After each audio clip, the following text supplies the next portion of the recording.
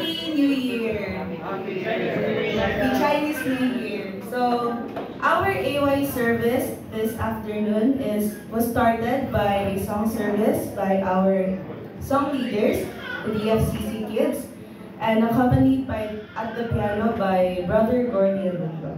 Our opening song was Adventist Youth, and the opening prayer was given to us by Sister Ezra Tan.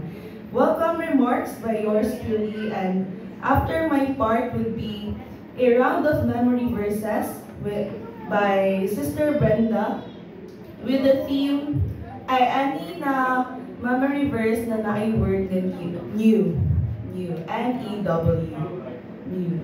And then after that, we will hear a special song by the DFCC kids, and then a lecture by Pastor Alfred.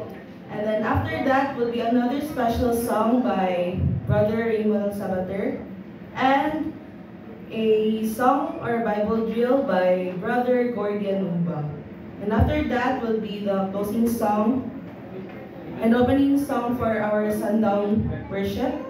And then the lesson overview will be given to us by Brother Ali Mendoza, and then closing song and then closing prayer. So thank you so much everyone for joining us at ang AY service this afternoon.